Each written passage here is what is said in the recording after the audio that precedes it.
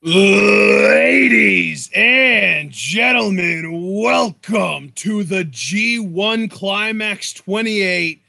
It is day one, and we've got 5 A block matches ready for you guys that we are going to be live reacting to. Before I kick it over to my cohort in commentary, as he likes to refer to me as, John, I do want to let everyone know that we do have this video pulled up on New Japan World. It's the full show, and we have our players set to 1 hour, 9 minutes, and 10 seconds. That's 10910. So for those of you watching along with us, and that is how we recommend doing this, you can set your timestamp to 10910, and we'll be able to sync up once we get around to that. But before we get around to the syncing part and the actual live reactions, John, you see what 5 matches are going down today. What are you thinking, brother? Brother, I'm thinking it's G1 season, baby.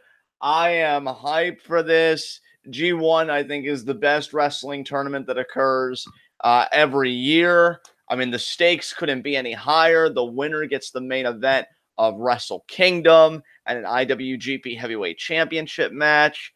I'm psyched for this. We know the main event of day one is going to be Minoru Suzuki versus Hiroshi Tanahashi. Those two always have amazing chemistry. Actually, no, I see the main event here is actually Okada versus Jay White. My mistake. I guess Suzuki versus Tanahashi is my personal main event partner. But yeah, that's the match that you're looking most forward to, I'm assuming. Dude, without question. Those two have insane chemistry, a storied history with each other. We've got Okada versus Jay White. I mean, Jay White, you know, the guy's not one for factions. I've always said that I think he only aligned himself with Chaos because they had all the power. Well, the power has quickly slipped through their fingers. And I think Jay White's kind of looking for a coup d'etat a little bit. I think he's looking to throw down with Okada and say, well, maybe I should be leading Chaos and not you. So that should be a fascinating and enthralling main event. You got Elgin versus Evil. You know, that should be more of a Haas fight. Fale versus Hangman Page. I'm curious how Page is going to overcome the size and weight differential. We'll have to wait and see about that. And our opener, Makabe versus YOSHI-HASHI. I got to go with Makabe on this one. I'll get more into that when we're actually getting into the match. But yeah, solid card for day one, partner. And we're getting back in the swing of things, baby. Absolutely. Just to go over our official predictions for this show, John, when we were doing live reactions to the San Francisco special, the G1 special in San Fran, during the intermission, I had John predict every single match in the G1. And then last night, I went through and I did the same thing. So John officially has Makabe, Fale, Evil, Suzuki, and Okada winning their respective matches on this show. I picked YOSHI-HASHI, Fale, Evil, Suzuki, and then I had Jay White with the upset victory over Okada because I just feel like day one, they always have the aces kind of, you know, stumble out of the starting gate. That's kind of become a trope in G1 the last couple of years. I know a couple of years ago, Marufuji and Sonata defeated Okada and Tanahashi respectively. Last year, I think something similar happened. I just don't remember who it was. So it's kind of become a trend that, you know, whoever like the biggest names are going into the G1, those guys usually lose on day one. So I'm picking Tanahashi and Okada both to lose to Suzuki and Jay White respectively. John, are you ready to do this? Let's do it, partner. All right, guys. I gave you your timestamp earlier. For those of you just joining us now, you're going to have a little bit less time to get ready to sync up with us, but I'll still tell you, we're at 1 hour, 9 minutes, and 10 seconds on the New Japan World Player, and we are going to get right into this now. I'm going to do a countdown from 3 to 1, and then I'm going to say go, and when I say go, everyone hits the play button. Are you ready, dude? Let's do it. 3, 2, 1, go! And we are in G1 season. Yeah, baby, here we go. There's the bell. Makabe and YOSHI-HASHI. You guys already know I really don't care for YOSHI-HASHI, but I also do have a passionate enjoyment when I watch Makabe matches. Oh, and YOSHI-HASHI trying to fight Makabe on his turf. I don't think that's smart whatsoever, partner. First forearm, the first strike thrown in a G1 was thrown by YOSHI-fucking-HASHI. You just know Ghetto specifically wanted that to happen to fuck around with people's heads. And Makabe ducks. Makabe Larry. Oh, shoulder block. Okay.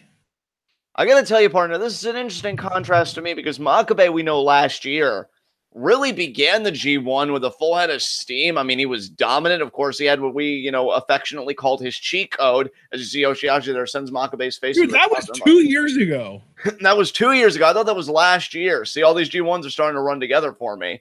But regardless, Makabe, I mean, we know he can dominate. We know he has that maneuver, the German suplex avalanche style after greeting the head with the ring post, and then the King Kong knee drop.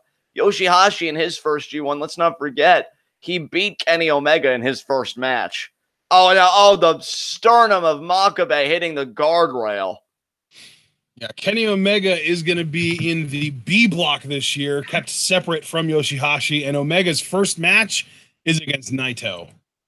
And that is not going to be easy for Kenny Omega. Oh, and again, the sternum of Makabe. My point being, though, as it relates to these two competitors, is that we've seen what they can do in past G1s. Neither guy, I think, is to really be taken lightly, especially because I'm a believer that, you learn something new every year. So I expect this to be a better YOSHI-HASHI than we saw in, his first G1. And now YOSHI-HASHI here getting back in the ring. And, we talk about the veterans that have left. We don't know how many more G1s Makabe is going to participate in. I think he's got to treat every G1 like it's his last. And, he'd love to get back to the main event picture. He'd love to get back to Wrestle Kingdom and fight for the IWGP Heavyweight Championship, which he is a former IWGP Heavyweight Champion. Yep. Formed there by Makabe.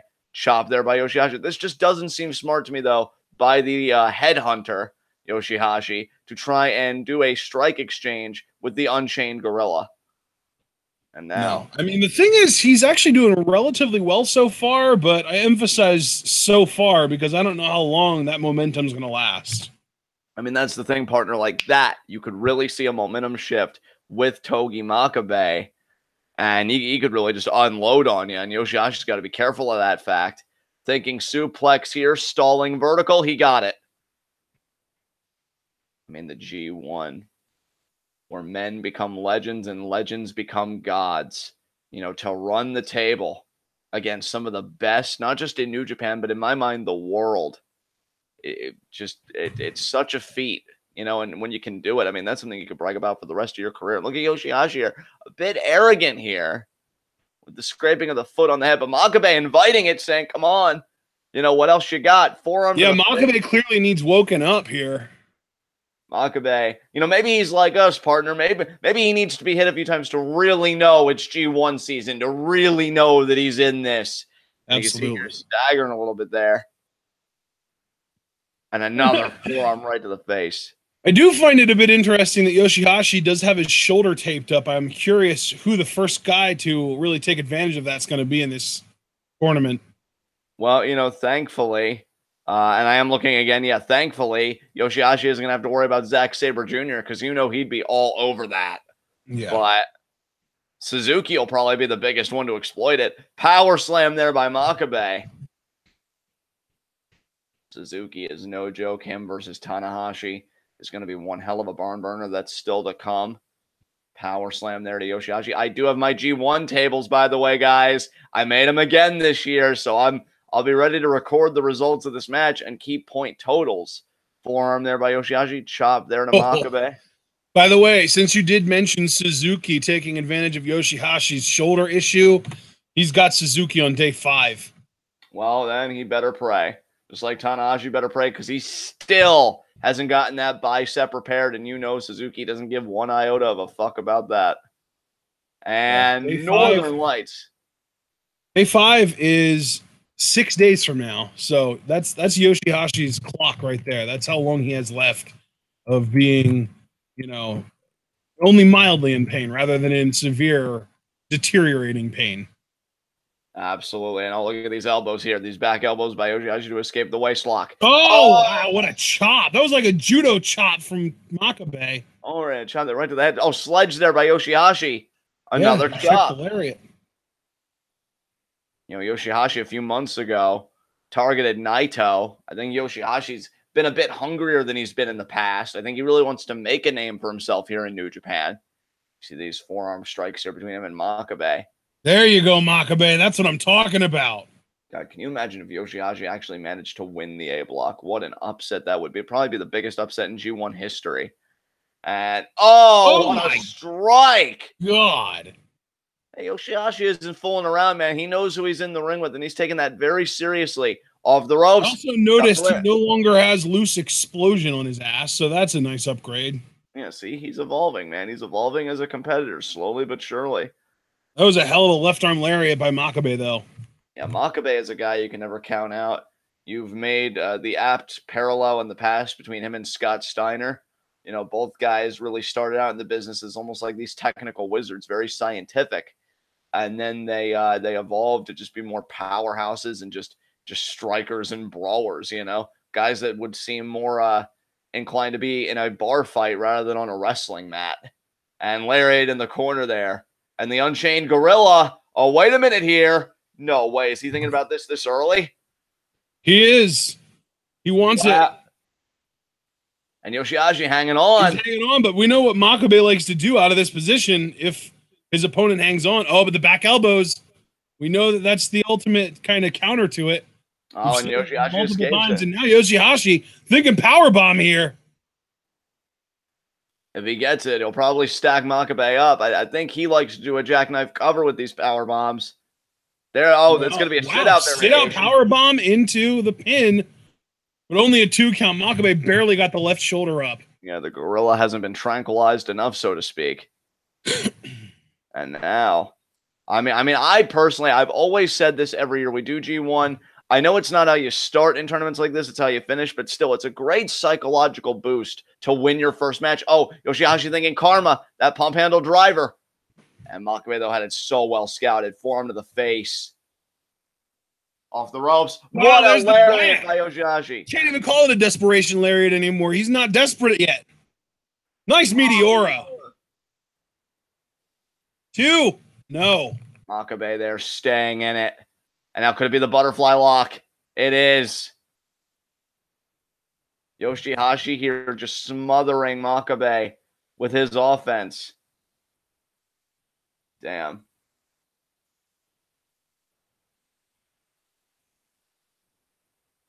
Makabe, though. Look at the power of Makabe. You had him in a fireman's carry, but there's the lung blower from YOSHI-HASHI. Nice lung blower counter. YOSHI-HASHI really. He's going to go right back to the butterfly lock. Let's see if he can really cinch it in here. There you go. It looks so uncomfortable. Makabe could pass out from this.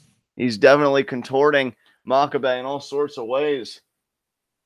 And if Makabe taps out here, he'll be out 2 points. He'll still be at 0, but meanwhile, YOSHI-HASHI will gain 2 points right out of the gate. And now, Makabe trying to inch towards the ropes. You can see him moving his body, or trying to. Yeah. He's pivoting it. He's very close to the ropes with his feet. Absolutely. Can he get there? There he is. He does. He does. Yep, he's there. Ref's got to call for the break, and YOSHI-HASHI reluctantly, I feel like. And now, YOSHI-HASHI going to go maybe to the top rope. I don't know, though. I'd be careful. Makabe's stirring. And block. Oh, wow. Top rope headhunter. That's right. Yeah, avalanche headhunter there, too. No. Check out there. But, I mean, every bit of offense that YOSHI-HASHI successfully executes brings him just a little bit closer to those 2 points. So he can't get frustrated. He can't give in to the frustration. He can't succumb to the doubt. He's thinking karma. He's going to hit it, too. No, he's not. Makabe. Makabe lowered his center of gravity a little bit. Yeah, back elbow. Another 3 back elbows. Now he's driving YOSHI-HASHI into the turnbuckle pad. Makabe, so smart. I mean, when you've got the ring experience that Makabe does, you pick up a trick or two. Boot there by YOSHI-HASHI. Charging at Makabe. Makabe ducks. German. YOSHI-HASHI ate it. He ate the German. And the crowd showing their respect to YOSHI-HASHI, but Makabe now charging. Double lariats there, and YOSHI-HASHI staggers. Yeah, that double lariat spot. YOSHI-HASHI sure as hell didn't eat that. I mean, Makabe, though, going down to both knees, so you know it took something out of him, too. I did not expect this fight out of YOSHI-HASHI. It took something out of Makabe, but it took everything out of YOSHI-HASHI. He really took a stumble there. Absolutely. YOSHI-HASHI's back now facing Makabe. Makabe, lariat to the back. Oh, this could be it here. That lariat. Oh, this is going to be the trick right here, because notice where he pushed him up. Right up against that ring post. And again, YOSHI-HASHI. Yeah, there it is. And here we go. Oh, ring post twice. And there's the German. He got it. That's going to do it. Yeah, he's going to hit the King Kong knee drop from here. There it is. That's it. That's it. 2 points to Makabe. 1, 2, 3, and Makabe starts the tournament off with a W. Immediately sends YOSHI-HASHI into the L column. Absolutely, partner. Let me record that straight away. Great match there for Makabe, as he's now got 2 points to his G1 total. Fun matchup to start the G1. But YOSHI-HASHI now with a record of 0-1. And if the tournament ended right now, Makabe would win the whole A block. Absolutely he would, but unfortunately Makabe's got a long way to go before we can even begin talking about that. To be fair, I was definitely going out of my way to be cheeky on that. Absolutely, partner. Oh, man. Hey, Makabe already starting, just like a few years ago with that that undefeated record, except we'll see how far he can go this time. Can he go 4-0 again and maybe keep everything sustained before falling apart? Or is it going to be more of a mixed bag for the Unchained Gorilla? That remains to be seen. Well, if you remember a couple years ago when he first started using that cheat code, to our knowledge at least, he went, I think, 3 or 4-0 before his first loss. And then I think his first loss is actually to Tama Tonga, if I remember correctly. Yeah, you might be right about that. Makabe here feeling triumphant. I mean, again, that's why I think the first win is so important, because you really get in the groove of things. You get that adrenaline rush, and, you try and maintain it for as long as possible. YOSHI-HASHI, on the other hand, stumbling a bit. Has a loss, but we'll see. Again, in this tournament really isn't how you start. Ultimately, it's how you finish. We'll see if YOSHI-HASHI can recuperate. But in the meantime, Makabe takes his leave, and we shift gears to our next matchup. Bad Luck Fale versus Hangman Page. Now, Ashton, this match fascinates me again because of the dynamic. And somebody had mentioned, I think it was the Chief that Fale is actually, no, it was actually Louis C.O. mentioned that Fale sided with the Gorillas of Destiny after the G1 special. So Fale is a part of Bullet Club firing squad. What do you think about that? Yeah, I actually have been following along a little bit. And if you saw the G1 press conference that just happened yesterday, Fale went up to the microphone. He stood there. He looked around at everyone. And then he yelled, "Fuck them!" And then he went over and sat back down. And Adam Page looked at him and he was like, "Fuck them all. Fuck me too. You don't like me now?" Like, he was like all up in arms and offended. So yeah, man, Fale is not to be messed with right now. He is in a very pissy mood. He's not interested in Bullet Club, kind of family love or anything like that. He literally just said fuck him, and now I'm sure he's gonna do his best to fuck Adam Page up. I mean, partner, here's the thing with Bad Luck Fale. Here is a guy, and you can even see the shirt emblazoned on it. Fuck him. Here is a guy in Bad Luck Fale who, we've been covering G1. Really, this is our 3rd year, right? Because we've been covering since G1 Climax 25. This is our 4th year. This is our 4th year. Our 4th year. Yeah, because we did 25, 26, 27, and now we're on 28. So in the 4 years we've been doing this, I have said repeatedly that Fale is that guy.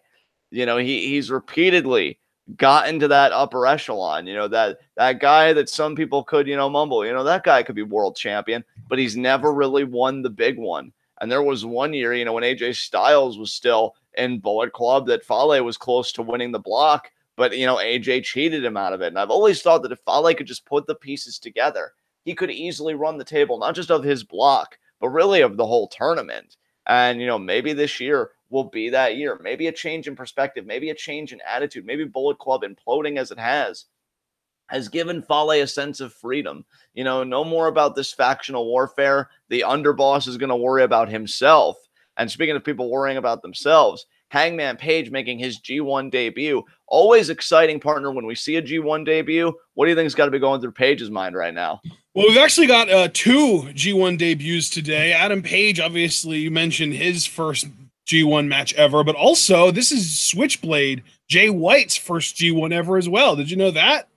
No, I did. Well, actually, yes, I did know that, but I really wasn't thinking about it at the time because, most immediately I am. Fale goes right after Page or Hangman. Yeah, it's still Page. I always forget what word the bell substitutes out. They substitute Adam out for Hangman. Yeah, there was the bell, folks. Here we go. Hangman Page and Bad Luck Fale. Yeah, Fale is pissed, man. He is angry. And I want everybody to know we're coming up on 1 hour, 25 minutes, and there's the 30-second mark there. And now Page back in the ring. Oh, Page! Tope suicida! Now, Ashton, is that the strategy? Just keep using yourself as like a human javelin against a much bigger Fale. Do you think that kind of momentum-based offensive is smart? You know what I always say, John, when you're an underdog, when you're an underdog, the way that you win is by just increasing the chaos. You make it more chaotic. You change things up. You don't necessarily follow your game plan to a T. You really have to go out of your way to increase the entropy of the match. And I think that Hangman Page being this aggressive, I don't think Fale expected that. I think Fale expected to just kind of steamroll Page.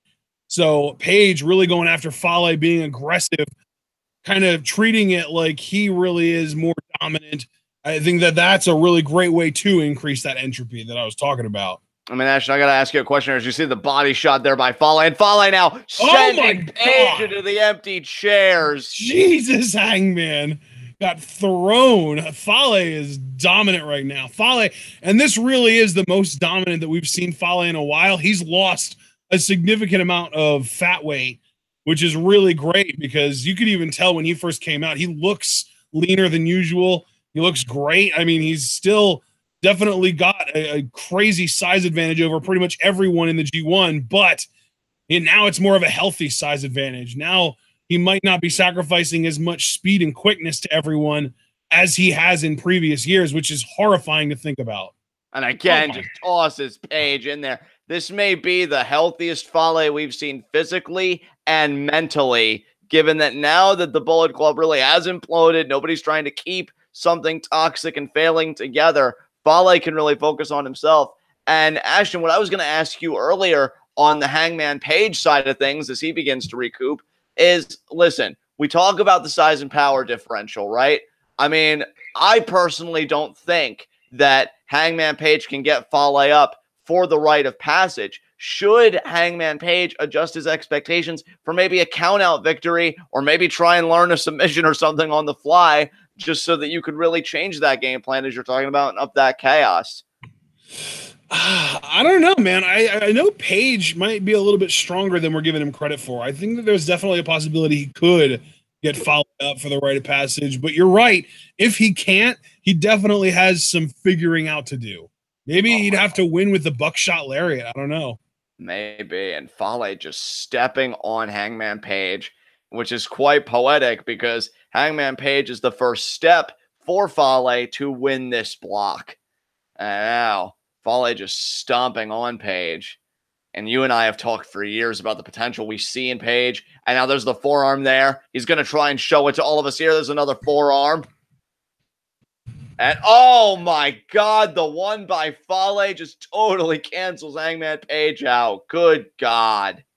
Fale, Irish whip, Page into the ropes. Ducks the lariat. Page off the ropes. Lariat of his own. And Page off the ropes again. Another lariat from the Hangman, and he gets Fale down to one knee. Oh, man. He needs to take that vest off, man. It's impeding his movement. Fale wants the back body drop, sunset flip from Page. Fale, though, spins around, wants an elbow drop, Page out of the way. Shooting star press. That was beautifully done. No. See, maybe that's another option. We know Page, even though he prefers more of a striking technical style, we know that he has high-flying capabilities. We've seen him do shooting stars standing like we just saw and off the apron. Maybe he could win with a shooting star off the top. And, you got to wonder, man. I mean, Page's biggest opportunity before this was a U.S. championship match against then-champion Jay White. It was a losing effort. You got to imagine that Hangman Page has been dying to show us what he can really do here when it's just him that he has to worry about. No Yujiro Takahashi or anything like that tagging with him. This is singles action. This is a singles tournament. And Fale could have been the power slam, but Page, again, that evasiveness.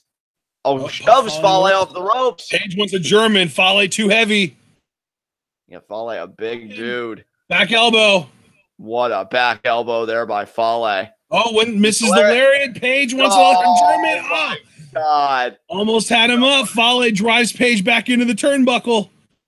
Fale is moving better than we've ever seen him move. What a splash in the corner. Sends Page out, and then we're going to get the splash here.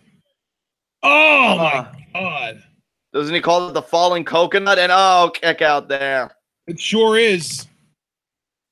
And Fale, like you said, man, I think better physically than we've ever seen him, which, I mean, kudos to Fale for getting in that shape. It's never easy, but it might be the key to him winning the A block. And, now he's looking for the tongue and hand grenade. Oh, shit. He's got Page throttled by the throat. Tongue and hand grenade. Oh, Page, sunset flip. Victory roll. 1, 2. No. Oh, and victory it does not bring for the Hangman, but he's got to stay focused here. Oh, and he gets out of the way. Fale runs into the turnbuckle. Page, lariat, Fale over the top rope. We might actually get the shooting star headbutt coming up here. I would. What's gonna happen. The human head may be the hardest thing that Page has to work with. If you hit Fale right in the chest, I guarantee you make it difficult for him to breathe. Oh, wait a minute. Oh, what the hell? Tongaloa. Tongaloa helping Fale out. Super kick by Page. What the hell is this? And now, I don't know what. I guess the firing squad sticks together, John. I mean, that definitely changes the complexion to me for this tournament. Baseball slide there. Baseball slide there by Page. Now you know he's going to go for that shooting star headbutt. Well, he has to. Whatever he had in mind before, the firing squad inserted their noses where it didn't belong. Oh, wait a minute here. He might be thinking moonsault. What? He's thinking moonsault. Page has got to make that ascent. All the way up to the top. Moonsault. Beautiful. Takes both members of the firing squad and lands on his feet in the meantime. And you saw Page. I don't know if you saw it out of the corner of your eye. He made the gun motion with his fingers. Yeah. I mean, he's representing the Bullet Club he believes in. And let's see if he can get the win here. He looked a little bit like Kenny there for a second, didn't he? A little bit. Shot, Larry! There it is! Go for it! 1, 2! No! Can he get the rite of passage? Out. I mean, I don't know. I mean, Page is an intelligent competitor, I would like to believe, but I wonder if he believes he can get the rite of passage. Oh, my God, he's probably going to go for it. He is going to go for it. You've got to be kidding me. You've got to be kidding me. No way. No. Oh, my God. He had Fale off his feet. Oh, Tamatonga. How is that not? How do you not disqualify Fale for this? Now, wait a minute. What the hell is this? Referee getting shoved. What the hell is going on? No, I think the ref just called for the bell there, I think. Yeah, I just heard the bell, so there it is. Finally. God damn, it took him long enough. Wow. Is this how Firing Squad's going to conduct their business this year? Do we have to worry about this for Tamatonga's matches? This is ridiculous. Wow. I mean, Page gets the win. The thing is, John, to be fair, this is what the Bullet Club stood for when it was created. So they really are BCOG. Yeah, I guess so. This is the kind of shit Bullet Club did when they were created, when they were incepted. I just don't know. Oh, my God. There's Kenny Ibushi, I believe. And I think that's Chase Owens. Yeah, Chase Owens. And Bullet Club Fighters are, well, let me record the results, guys. I mean, I'm a bit perplexed and overwhelmed by everything we just witnessed, but it doesn't change the fact that Page has beaten Fale here. Where's Cody to say Bullet Club is fine? Yeah, exactly. My God. I mean, this just really makes me worry for opponents of Tamatonga, because that's not going to be good. Yeah, I mean, well, the thing is, though, I mean, it might not be good for them from, like, a physical well-being standpoint, but I don't think that, like, gang-style beatdowns like that cause any real permanent damage, and if you think about it, Hangman Page got the win. So if the Firing Club is just going to surrender losses to everyone that they face, maybe it's not that bad in the first place. Maybe not. I mean, that's the thing, partner. I'm utterly perplexed as to how Fale can be okay with this, because he could have won 2 points. I don't think Page is going to get him up for the rite of passage personally. And then Tama Tonga took it upon himself to get in the ring to cause a ruckus. But I can't even remember the last time, partner, that you and I called a G1 Climax tournament matchup that ended in a disqualification. Can you?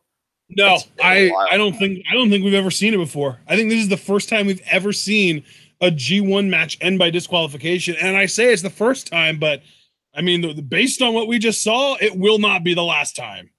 I couldn't have said it better, partner. And we're going to try and switch gears here. We're going to move right along. And you know what? I really do have to think maybe the Firing Squad won't do that for every match. Maybe they're specifically doing that for Bullet Club related matches. So I'm pretty sure they're going to end up doing that for Tama Tonga when he goes against Kenny and Ibushi in the B block. But I think Page is the only one that has to worry about that in the A block from Fale. Right. Now you Didn't Page kind of remind you a little bit of Kenny when he did that damn triangle moonsault and then kind of got in the ring and posed and stuff? I thought that was so cool. A little bit, yeah. I thought that was awesome. Well, now we got Elgin versus Evil here. Hashtag Bullet Club is not okay. Not okay, everyone. Not okay. Bullet Club is not fine. Oh, man. Los Ingobernables de Japón. I know LIJ are your boys. Evil, yep. Formerly an IWGP Heavyweight Tag Team Champion. Would love to get back on a singles track. Now, we do have Evil coming out first, but my chat is already anticipating Elgin coming out. They've got all kinds of fuck Elgin chants coming out. Can't really say I blame them for that. And I mean, the thing is, like, I don't necessarily care for Elgin as like an overall performer. I don't really like his promos, but in the ring, he's still solid. Well, let's see if he's solid enough to beat Evil, who to me was quite impressive last year in the G1. And really last year at King of Pro Wrestling got to face Okada for the world title because he had beaten Okada in G1. That's an opportunity he gets to have again this year as well, which is interesting. Except this time Okada isn't the world champion. Yeah, the scythe does look very badass, Chris Venegas. You're absolutely right. And Evil here looking focused, looking ready. You know, Elgin. Funny thing about Elgin is the guy is decorated here in New Japan. Former Intercontinental Champion. Former never openweight heavyweight champion. Yeah, even though openweight, John, openweight. But even though he did only hold that for 1 week. Yeah, but still, a reign is a reign, no matter how brief. Yeah, he proved that he was better than Taichi, but not as good as Goto. And Elgin. Goto, who is in the B block, so we won't have to worry about Elgin versus Goto at all in this tournament either. No, we will not. But Elgin would love an opportunity. That one singles title, even though he isn't a United States champion, but the one singles title above all others that really matters, that's the cornerstone of New Japan Pro Wrestling, the IWGP Heavyweight Championship. And Elgin seems like he slimmed down a bit too, to his credit. But yeah, he looks so. He looks pretty much the same to me. I don't know. He looks a bit different to me, but regardless, Elgin looking ready. He's another one like freaking Bobby Lashley, Teenage Mutant Ninja Turtle looking ass. Yeah, but Elgin looking fired up here. Again, this everybody's first matchup today really gets to set the tone potentially for their G1 Climax tournament experiences. Maybe that's what's different, John, is that he's not wearing the singlet. He's got regular wrestling trunks on. Maybe. Got Big Mike on him. He's definitely going to have a power. Well, maybe not so much of a power advantage over Elgin. I mean, Elgin, we know he can go. No, I think Elgin does have the power advantage in this match. There was the bell, folks. We've got Elgin versus Evil here. Yeah, the bell rang. pretty much when I said the word does. Yes. And we're at 1 hour, 39 minutes, and 50 seconds now. Yep. As we're looking to lock up here. And no! Oh, no lock up. That. Evil with the kick to the midsection into the side headlock. That's what I'm talking about. Yeah, I can't blame Evil for that, man. You know, you do what you got to do to get the job done. Shoulder. Oh. Elgin saying no. Oop. Oh, chop. Elgin, that was a swift move by Elgin. He ducked that chop and then returned one on his own. I mean, we know Elgin does have that athleticism in parts, can do things with that size that would kind of amaze the human imagination. And Evil there with a shoulder block of his own and another chop there, but Elgin ran through the chop and then the shoulder block. Man, Elgin is focused. Damn. Tonight. So just to kind of recap, Elgin has the power advantage. Elgin has the athleticism advantage. Evil has the advantage of being evil and being willing to do anything it takes to win. The man knows how to exploit his environment to his benefit. Damn right. I think that is a very dangerous power to possess and one that Elgin should be wary of if he's smart. Elgin's doing pretty well for himself so far. There's a chop. Oh, man. I love that how in every tournament in New Japan, you always get someone that just feels the need to just deliver grotesque knife-edge chops constantly. And another one there.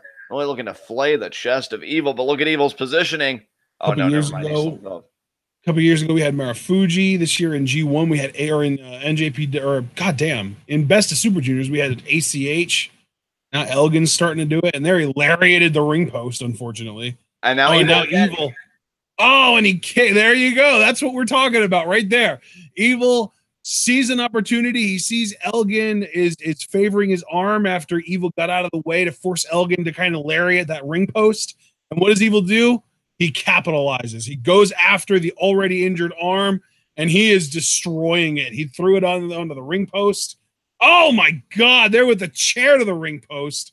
He wrapped it around the guardrail and kicked it. He is just like a freaking shark in water that has blood in it, man. He is relentless.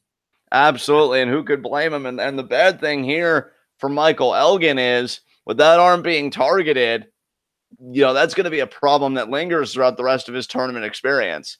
Because, I mean, these matches happen so quickly, even though it's a tournament that goes over a month. You know, it's over in a blink of an eye. You're already at your fifth match before you know it. And Elgin, that is going to be something that follows him for the rest of his experience. And again, with somebody like Suzuki in the tournament, you know, Evil's pretty much gift wrapping a potential win for Suzuki here when he picks apart Elgin like this. And now he slams the arm against the canvas.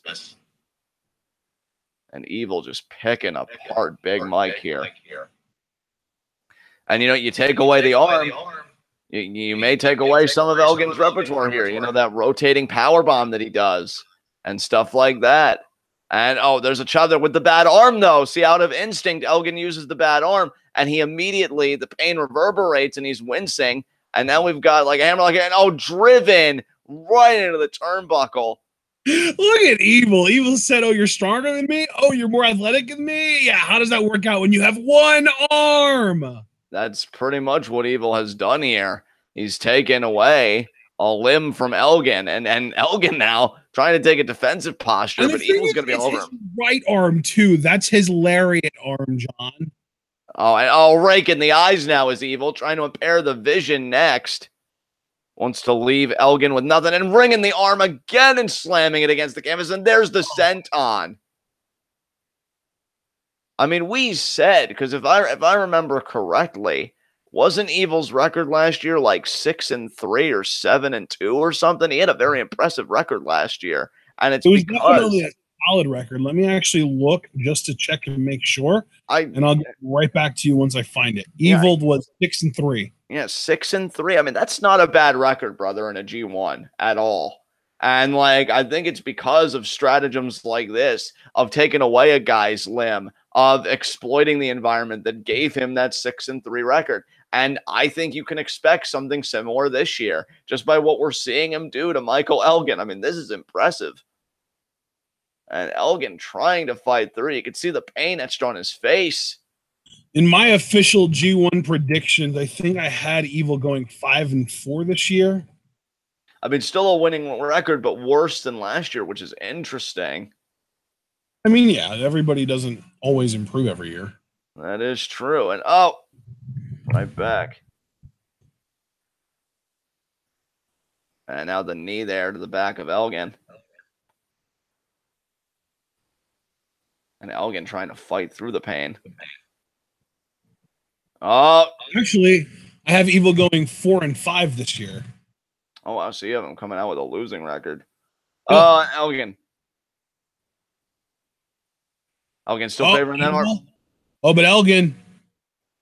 Saito suplex almost into a slam. That was really good. That was impressive there by Big Mike. Now he's got to really look to get back in this. He's still favoring that right shoulder, though. You see him trying to get the feeling back in it.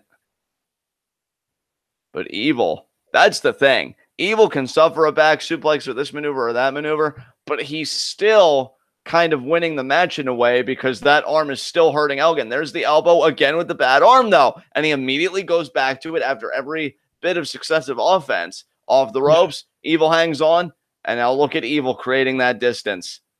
Elgin, though, succeeded outside there, sends Evil's back into the guardrail. Very nice by Elgin. That was kind of a split-second decision. It was, really great call on his part. And now, Elgin sends Evil back into the ring. This is going to be that slingshot splash he likes to do. And Elgin, oh no, double foot stomp, evolving a bit. Wasn't expecting that from Big Mike, I got to be honest. And that was going to be a deadlift German here. And he got it with the bridge. 2. That was a smart sequence of maneuvers. You do the double foot stomp, that drives the air out of the guy. And when Evil can't even focus on breathing, he can't really stiffen his body up. He can't really take a proper defensive posture, thus making him more vulnerable for the deadlift German. I see the Big Mike's wrestling smarter, not harder. And now, what's he thinking about here? Is it going to be a delay? No, Evil lands on his feet. All slides through. Now he's in the corner. Boot there to Elgin. Elgin lariat in the corner there. Multiple lariats, in fact. You could be thinking of 10. Oh, my God. And Evil there slumped in the corner now. You could see the look on his face, looking spaced and dazed. And now Elgin took the elbow pad off. Man, the idea that Elgin's still committed to using that arm. Charges, and he got it. Man, and Evil doesn't even know where he is. And Elgin, I think adrenaline's starting to take over. The pain's starting to affect him just a little less. Now he's got Evil throttled by the throat. This is going to be a military press. Oh, and now he's going to try and get Evil up. But Evil, he didn't have the arm strength to be able to do it there. Evil, super kick right to the midsection there. You can see how much pain Elgin's in, grabbing right at his abs. And Evil bought himself some time that I believe he needed, because he definitely seemed like the tide was turning a bit in favor of Elgin. Evil now measuring his man. Lariat in the corner himself. Could it be a bulldog here? Got it.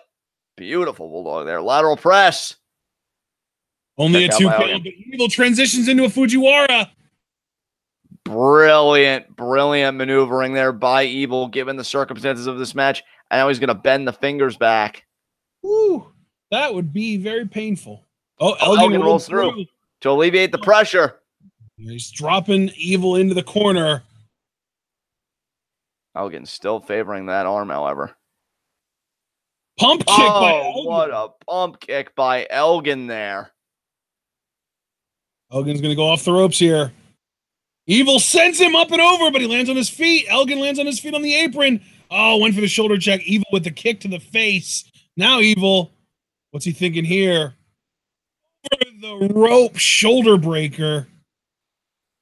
And Elgin, you could see again the pain all over his face. Evil just picking that limb apart.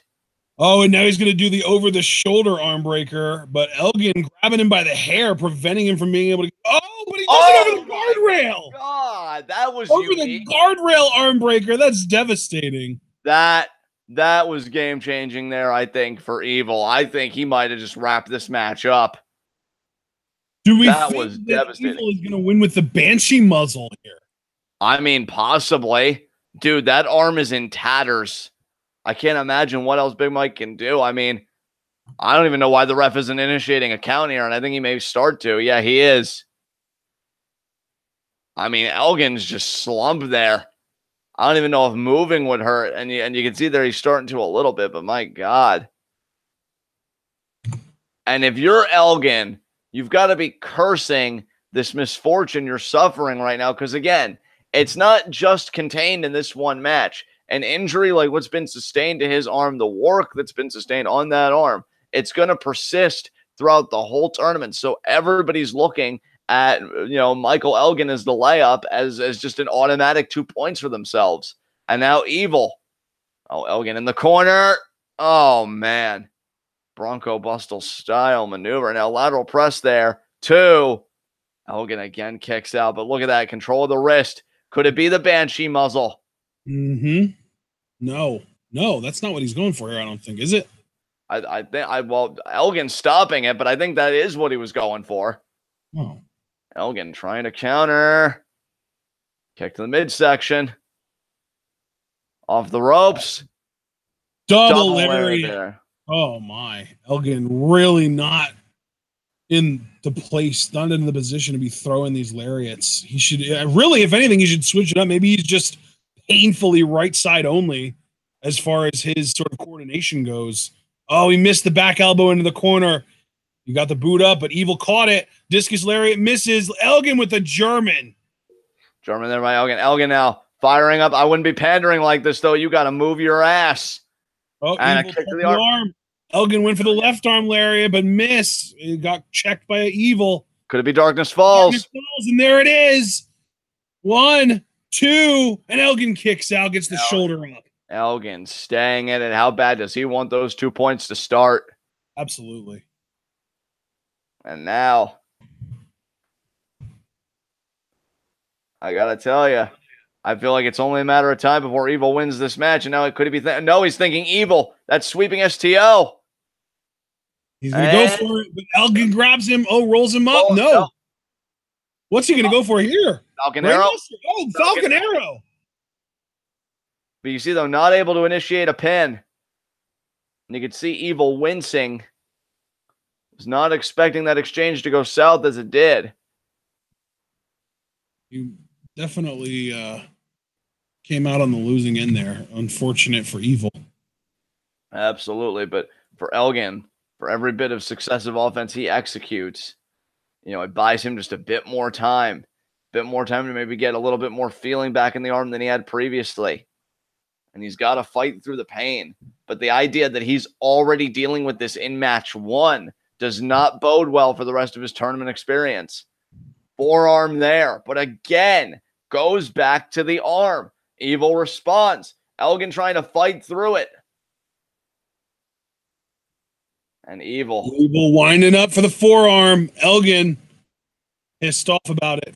Oh my God. And you even saw Evil, that look on his face, and another forearm. Oh my God.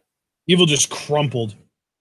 I'll tell you, Evil had a great long-term strategy, but Elgin's trying to really have it come undone. Look at Evil, though. How smart is this? What a lariat. Wow. Instead of following the usual trajectory of against the ropes, he goes to the corner, psychs out Elgin. Oh, could it be Evil? Could it be that sweeping SDO? He's thinking about it again. Second time. No, Elgin with the right elbows. Elgin's so smart. Super kick. Elgin now trying to fire up, trying to power through. Oh, missed the lariat. Evil with the German. Elgin getting back to his feet very slowly. Can't say he ate that by any means.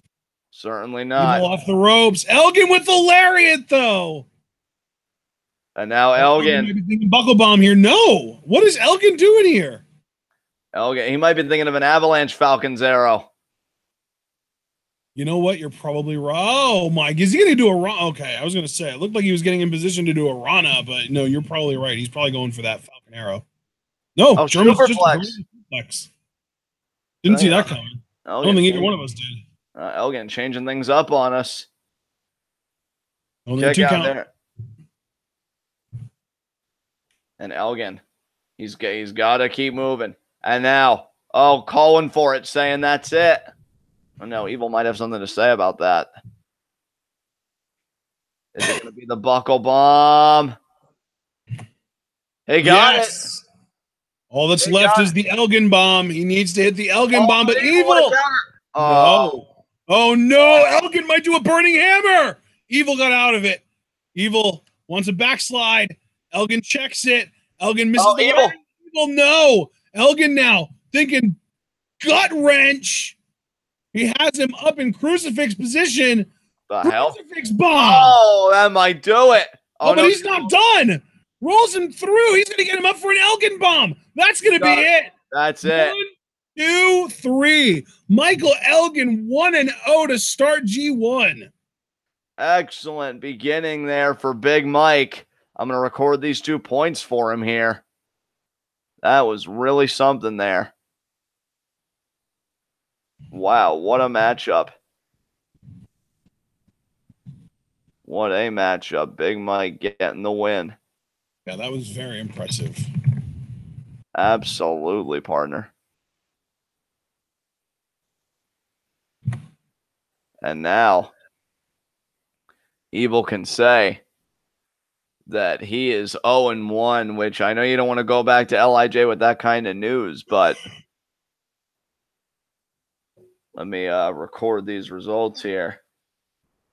Yeah, it seems like the sort of Bullet Club members that have been excommunicated from the firing squad variation and LIJ are going to have tough runs at it in the A block specifically because, I mean, Hangman Page did win his first match technically, but he won via disqualification. His opponent basically forfeited that match for the sake of being able to beat the shit out of him.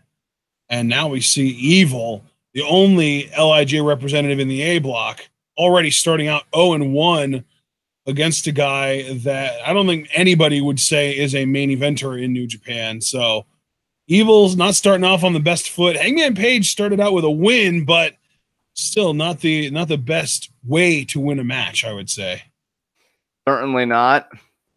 And now we get to the 2 really big matches in my mind of today. Hiroshi Tanahashi versus Minoru Suzuki. This is going to be something else, partner. I can't wait for this. Man, this is the match I know you've been looking forward to. Suzuki, 50 years old, on top of the world.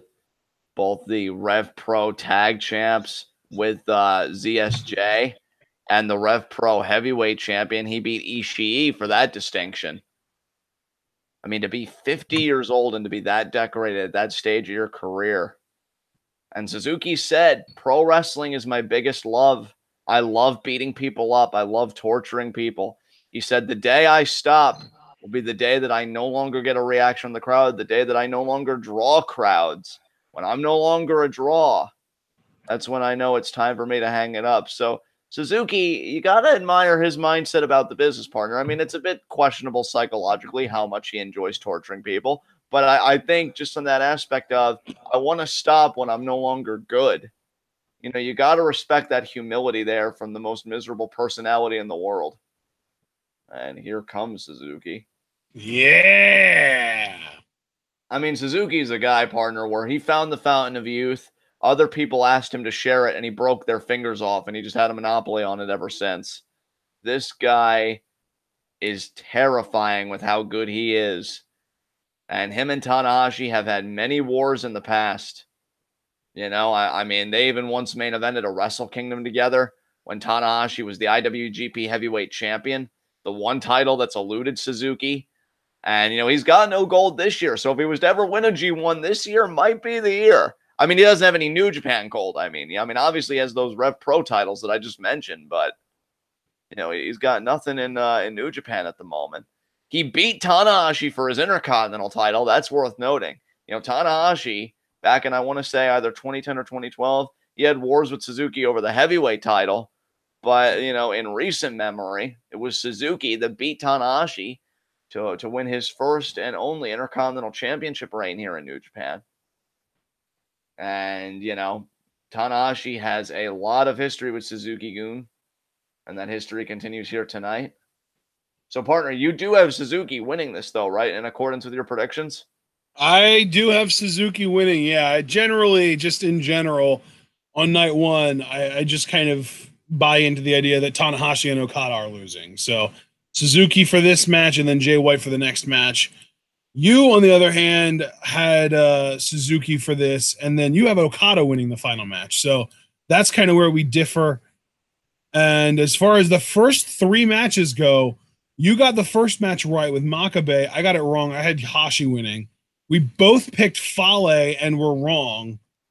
We also both picked Evil and were wrong. So you're 1 and 2. I'm 0 and 3 so far.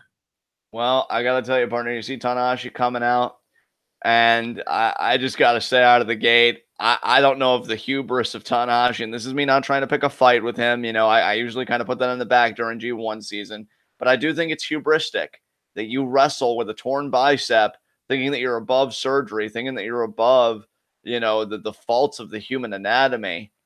And you're going in there with a guy like Suzuki, who's had the training that he's had. I mean, you're talking about being trained by guys like, Carl Gotch and freaking, I know Billy Robinson, I think, brushed shoulders with Suzuki.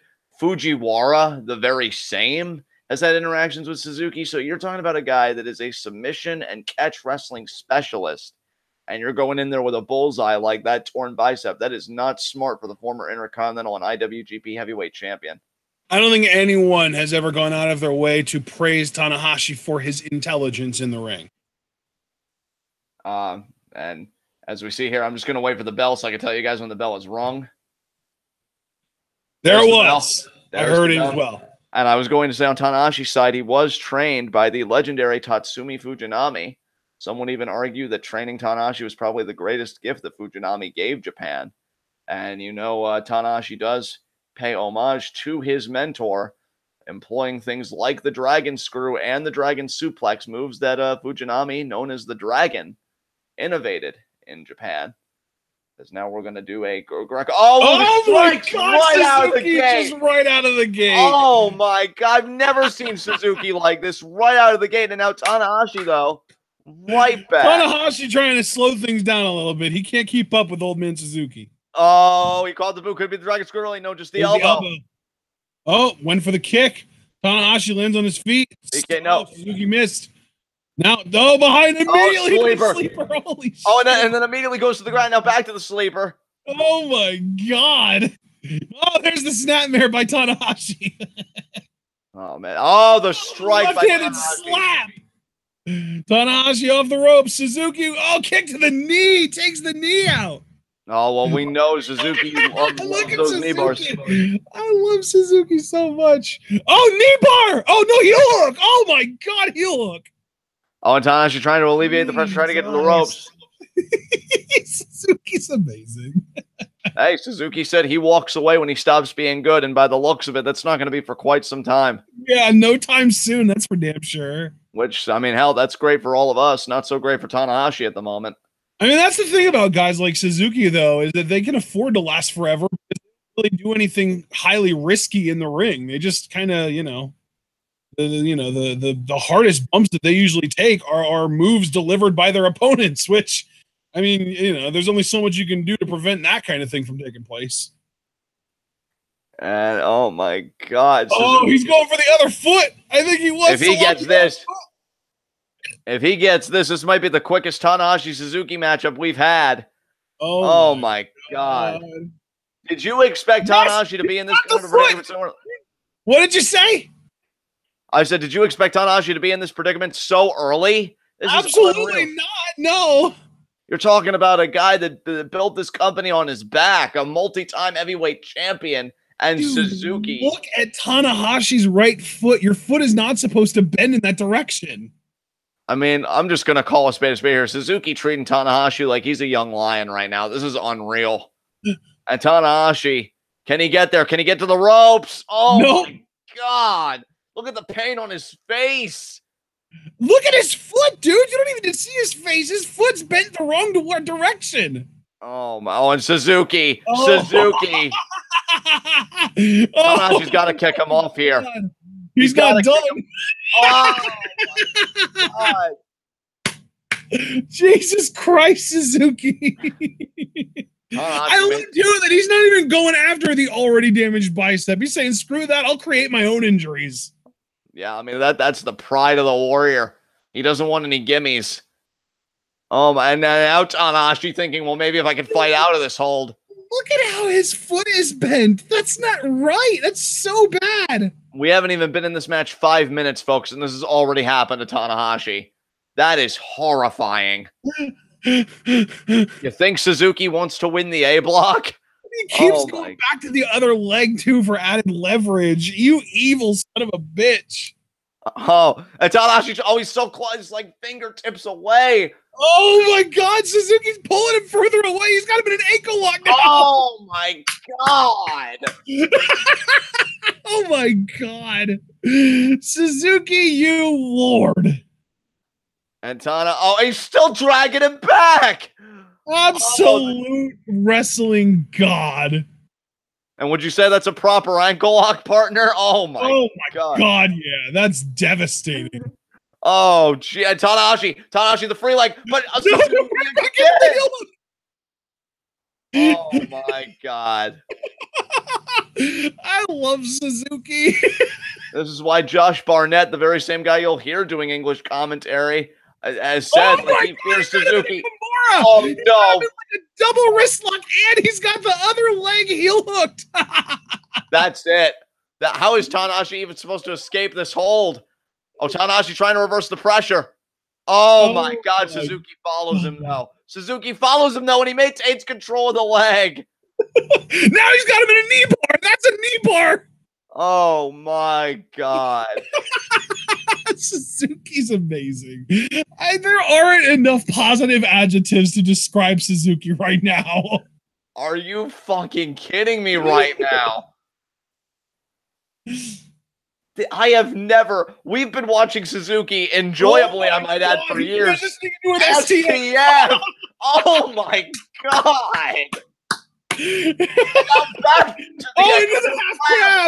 the crab. What am I witnessing right now? You're witnessing. Oh my God. Jesus. You're witnessing a live action execution, it looks like, John.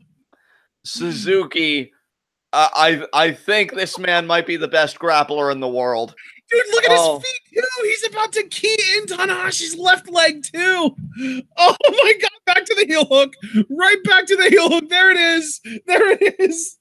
And he finally got to the ropes. He finally got to the ropes. Oh, he's only going to have one leg for the rest of the tournament, though. Thanks, Suzuki. Oh, my God. Oh, my God. Oh, my God. I want everybody that's listening to us right now within the sound of my voice to like this video for Suzuki's absolute technical wrestling submission acumen. Absolutely. If you respect Suzuki and if you enjoy living, because he'll probably hear if you disrespect him, please leave a like. Good Lord. Oh my God, Suzuki. I have never seen, you know that technical wrestling is my shit. I could watch that shit all day, every day. I have never in my life seen anything like that. Catch Wrestling Twitter's going to have a fucking field day with this. I know Suzuki. Oh my God. I hope they make a thread just on that sequence of submissions from Suzuki. You know they will. I'll even ask them to after this. Oh, you bet your ass. Oh my God. And then back to the leg. He's penalty kicking it. And there's a shoe kick. But there's the first dragon screw of the match. Man, did Tanahashi need that? I have never seen a more desperate dragon screw in my life. Oh my God. This match feels like it's been going on for like 2 seconds. Jesus. Yes, somebody needs to tell Catch Wrestling like to make a GIF thread of that submission series because Suzuki, I know there are a lot of great grapplers throughout history. Drop kick there by Tanahashi in the corner, but Suzuki might be just one of the best. And Tanahashi's got the bad wheel, though. How the hell are you going to win this on one bad wheel and a torn bicep? Oh, and Suzuki. Oh, forearm there. Oh, my God. Tanahashi, how he's even still in this is a testament to why he was the old ace in New Japan. And now Suzuki. At 50 years old, had a clinic I couldn't see most guys in their 20s or 30s execute. Scoop slam there by Tanahashi. That was him being like, you see this, Zach? This is what you're going to be eventually, but you're not there yet. Exactly. Oh, and Suzuki moves out of the way. Oh, dear God, he moved. Oh, dear God, he moved. Oh, the PK. Cover, lateral press, 2. Kick out. Now, where does he go? Where does he go? Oh, my God. Back to the heel hook. Tanahashi had a moment of security, but it was a moment of brevity because now Suzuki right back on the hold. Good God. Oh, Jesus. This is what wrestling porn looks like. It is. This is wrestling porn. If anybody is watching this and fapping to it right now, I don't even judge you. No kink shaming here. Oh my God. Tanahashi, I mean, he's tapped out before in his career, so it's not unprecedented. You know, Zack Sabre Jr.'s made him tap out. Twice, actually. Can I also just say, Minoru Suzuki has never been IWGP World Champion? Yeah. And he's How looking gross to is that fact? I know. He's looking to change it, though. If Suzuki would win this tournament, first of all, I know you would mark out, but I would mark out with you, and then I would be rooting for him at G1 no matter who his opponent was. Even if it was Naito, just because then Naito would have like an underdog story of, oh, he can win the title, but he loses it in the big spotlight, and that would be like a big story that they could tell. I would be rooting for Suzuki to win the damn title. I don't care. Oh, wait here. Tanahashi, I think, has alleviated the pressure and reversed it. Now but Suzuki, though, right back, because he ain't no bitch. Oh, my God. Tanahashi did get to the rope, though. Tanahashi's like, what's the point of living? Good God. Oh. Tell you what, folks, Suzuki, if that man ever runs his own dojo, I am terrified about what comes out of it. I swear to fuck. Well, I mean, if ZSJ is any indication, I think we have a good idea of what'll come out of it. And now, oh God, now he's got Tanahashi by the hair. And we know Suzuki still has the God style power driver, but oh, the forearm. Forearm by Tanahashi. Tanahashi can barely even stand. He is really struggling to stand right now. Just maintaining his own weight on those legs that have been so decimated, and especially that right leg. I mean, these fans, you see the looks on their faces, they almost look like they're in mourning. Oh my God. Oh, Jesus. Oh my God. Already? Wow. Oh my God, Suzuki. Oh, he ate it! He ate the slap from Tanahashi. He's bullying him here. Oh my God, I love Suzuki so much. Oh, the sleeper. This might be academic here, folks. God. This might be academic here. I mean, Tanahashi, I would almost want to call this a squash. I've never seen Tanahashi decimated this much in a match. This is unreal. And if he gets Tanahashi to pass out, I mean, the God style pile driver, that's it. That's it. And Tanahashi trying, and that might do it, folks. He might have gone for it a little early here. I don't know if he's going to be able to get it off. I don't know. He's looking around. This Suzuki saying that's it. Oh, but Tanahashi resisting here. Yeah, he's not able to get it off. Yeah, but one leg up. And Tanahashi here. Oh, and man. that leg, he's trying to get the He's got it up. He's going to do it. Oh, Tanahashi again. I would knee him in the midsection a few times. That's what Suzuki's thinking. Oh, what a knee. Went right back to the leg. Oh, no. Oh, His foot's on the rope. His foot's on the rope. Oh, there was a kick out anyway. Oh, caught the boot. Is it going to be? Oh, another pin here. 1, 2. Oh my God. Kick out again. That was so close. He kicked out, though. That was so close. But how? Oh, strike there by Tanahashi. Oh, my God. Oh, God, Suzuki. Oh. Back to the sleeper. Oh, Tanahashi, though, wants to... Oh, Suzuki knocked him the hell out. Oh, but there's the dragon. The dragon screw. That looked really painful. That looked really, really bad. And Suzuki now favoring the leg here. Shit, that looked really bad. That was rough, no doubt about it. Oh, my God. If Tanahashi walks away with this victory, he cannot deny that Suzuki pushed him harder than he's ever has. I mean, this has been nuts. I don't even have words. I don't even have freaking words for what we're witnessing right now. Oh my God. Sling blade. That could do it. No. 2. Suzuki kicks out. He doesn't win with sling But blade. I have never seen Tanahashi this desperate, though. I mean, between the cradles and everything else, going for a pin after a sling blade. He just wants this match over with. High fly blow. God. Oh, but he hit it on Suzuki while he was upright. Can he hit it again here? This might be his only opportunity. If he misses this, match is over.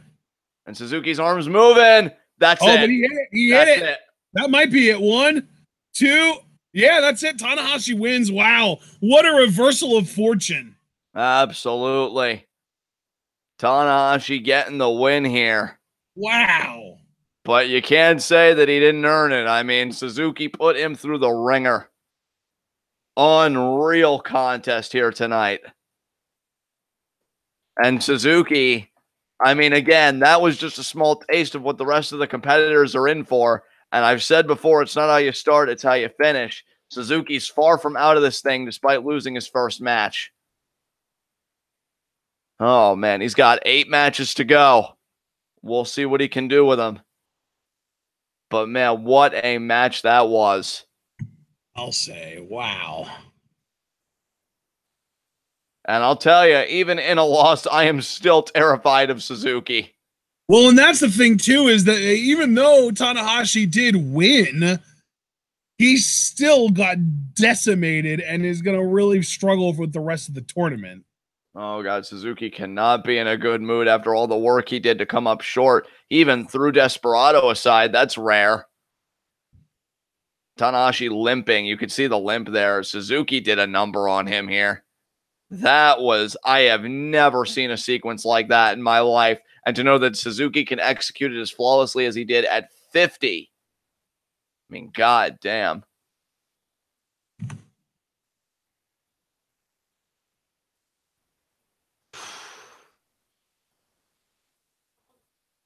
And now we've just got one match left for the day, folks.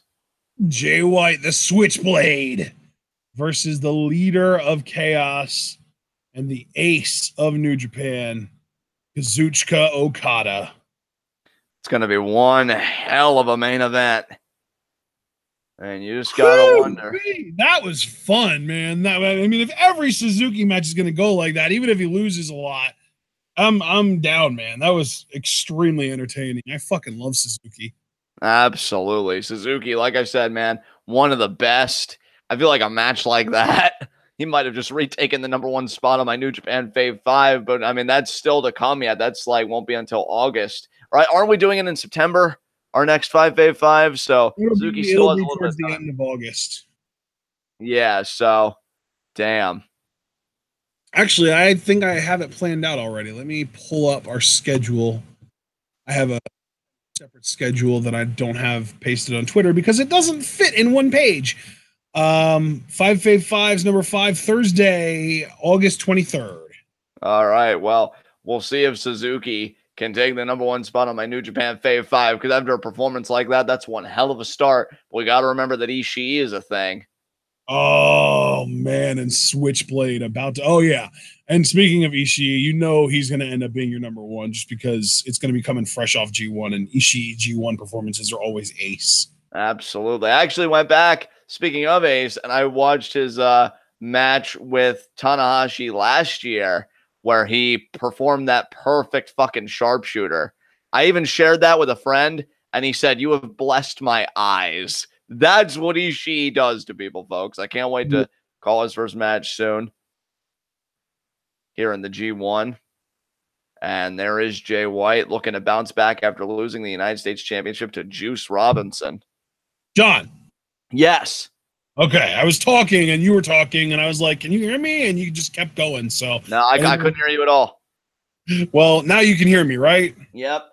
Okay, I was just gonna say that even though Ishii has this persona of like this stone pit bull, and he's like this hard, rugged, like fighter type, he's still got some of the best technical wrestling that we've seen, and some of the best execution of certain moves that we've ever seen. Yeah, for sure, dude. Without question. And now Jay White. I just heard the coins drop. Yep, here he comes. Without the IWGP Heavyweight Championship, it's going to be a slight readjustment for me here. There you see the Rainmaker kind of banner there. Not to mention the long red pants, and now he dyed his hair red too. Oh, wow. Okay. And there is Okada going through all these changes, I guess, to compensate that he's no longer IWGP Heavyweight Champion. Yeah, he's going through his own little version of a midlife crisis. It's like, what do I do now? I used to be the man, and now, I mean, I'm still the man, but I don't have the big belt to show for it. What the hell is he doing? What the shit, Okada? What is wrong with you? Okada may be feeling a bit off, you know? Maybe I mean, feeling a bit goofy, maybe. What is this? I don't know. Maybe he's feeling a bit cheekier now that he's no longer like has all the pressure of being world champion. Maybe he's like, I can have fun now. Yay! Balloons. I wonder if he's like reverting back to a time before he was like the ace and like the IWGP heavyweight champion and shit. Could be. He's it definitely seems to have lightened up since he lost the title. Like he's not taking everything so seriously. He's not, you know, quite so arrogant and cocky. I mean, hell, this could be just what he needed, honestly. Oh God, don't say that. I mean, no, but I mean, sometimes you gotta let go. You know, you gotta let go. I do want to point out, though, he has not won a match since Dominion. Oh, wow. So Okada may have to, you know, find his way again. And we'll see here. It's him and Jay White. This is going to be a very interesting matchup, folks. Jay White. There's Ghetto on the apron.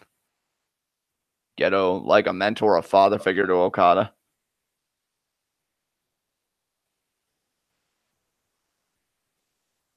Jay White handing his jacket off there.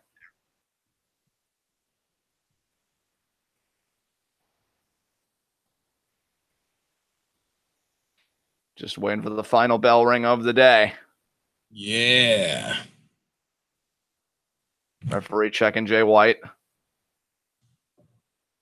Checking Okada. And there's the bell. There is the bell. We got all of the matches today, partner. We did good. Woohoo! Look at us. 5 for 5. Even though on predictions, I'm 0-4. And now we'll see here. Okada, Jay White.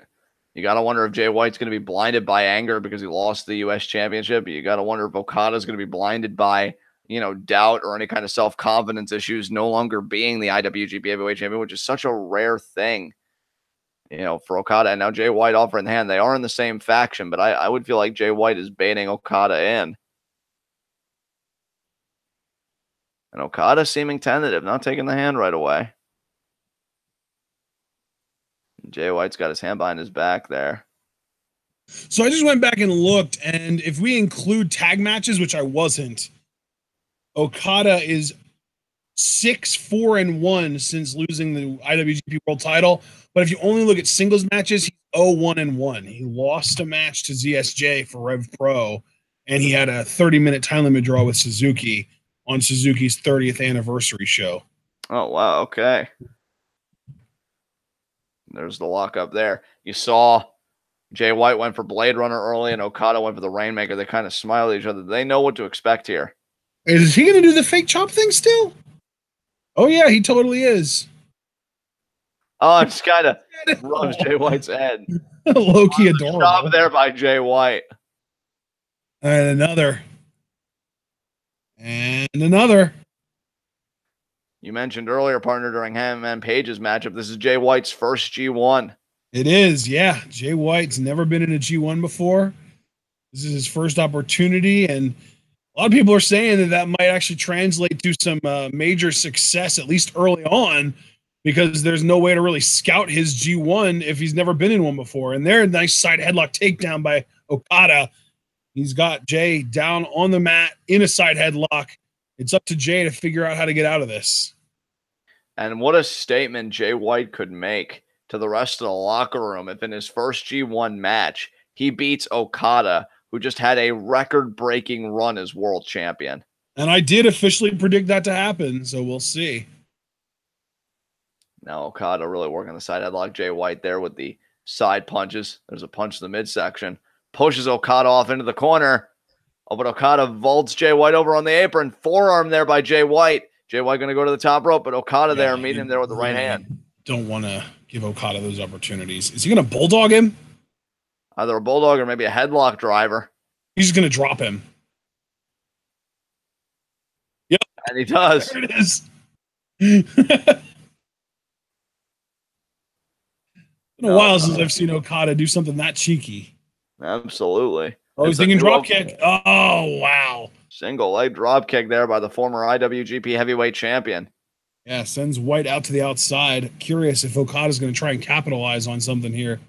Yeah, oh, he's probably going to just use the guardrail. And now, I think he's just kind of shooing somebody away here. We know he likes to send guys over the guardrail with the boot and then do the crossbody over the guardrail. Yep. So Irish whip, here comes the boot, I think. No. Not yet. Yeah, now it will come. Yeah, there it is. There it is. Took a second for Jay to get kind of recovered a little bit for Okada to be able to have a clean shot. I don't know. These fans should probably disperse. Yeah, you already mentioned it. Once he has his opponent over the guardrail, he follows them with a crossbody. Is he going to get it here? I think he is. Oh, no! Jay moved out of the way, but Okada stopped himself before he took off. See, that's the benefit to sharing a faction. You know the guy's ins and outs, and kick there. Okada just did a Karate Kid style pump kick. Right to Jay White, the small of his back.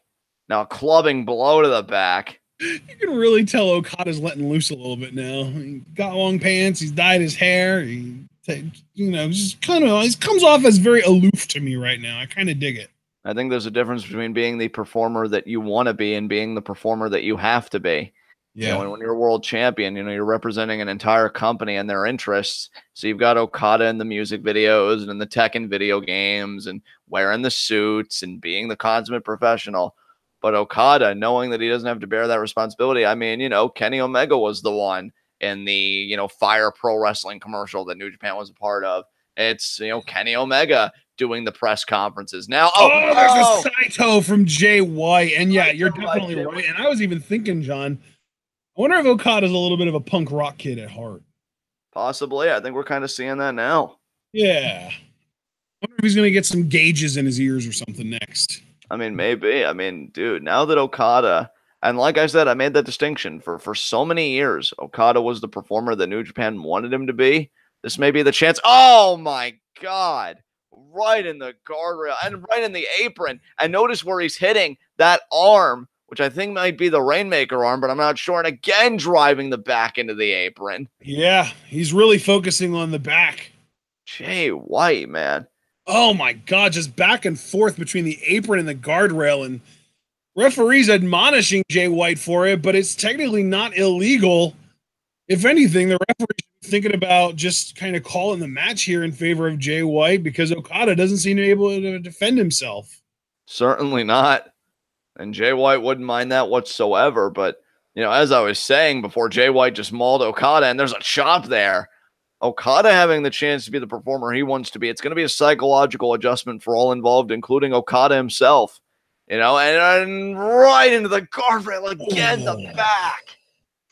Yeah, it's almost like Okada has to remember how to win.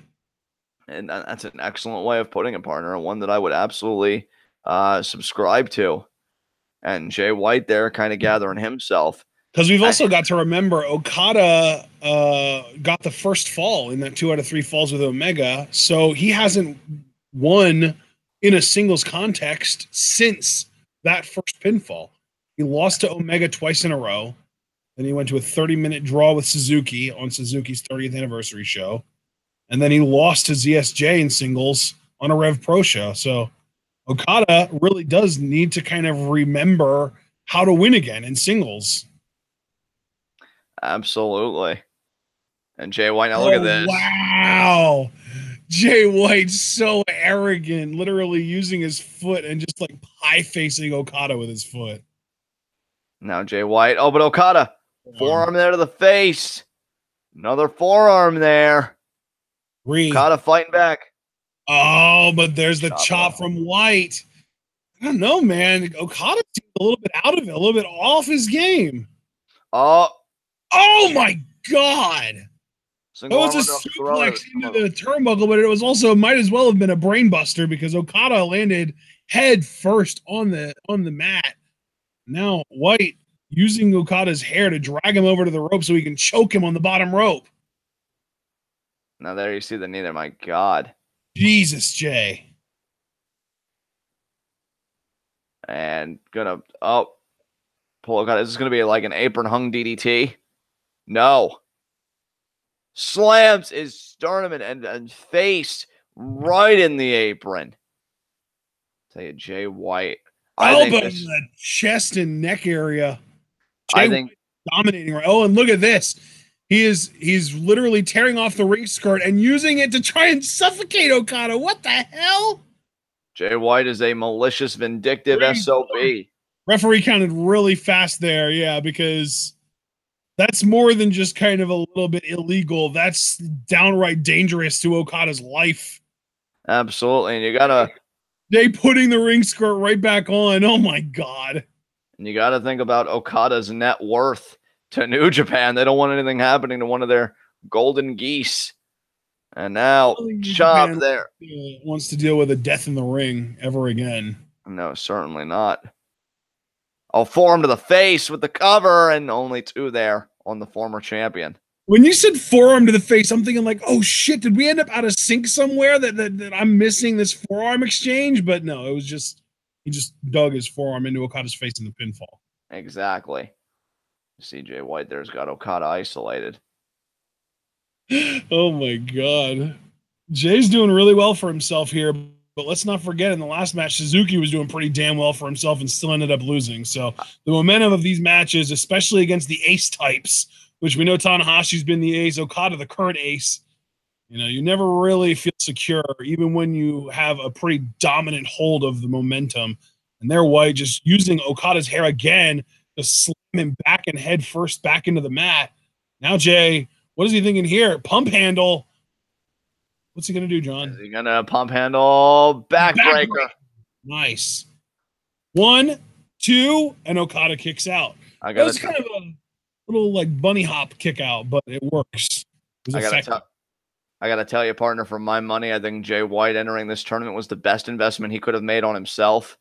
Not just because if you win, the prize is so grand, but just the match experience you gain and the people you get to share the ring with. You know, I think you come out of this, whether you have a winning record or not, just an overall better performer than you were before you went into it. And that's going to be especially so for the newbies of the tournament, Hangman Page and Jay White. Oh, and now look at this Muda lock. Yeah. We haven't seen a Muda lock in a little bit. I mean, I feel like we just recently saw one, but I don't even remember what match it was in. And now. Oh, wow. He's really cranking it, though. Okada inching his way to the bottom rope. I was going to get to the bottom rope. He's actually really close already.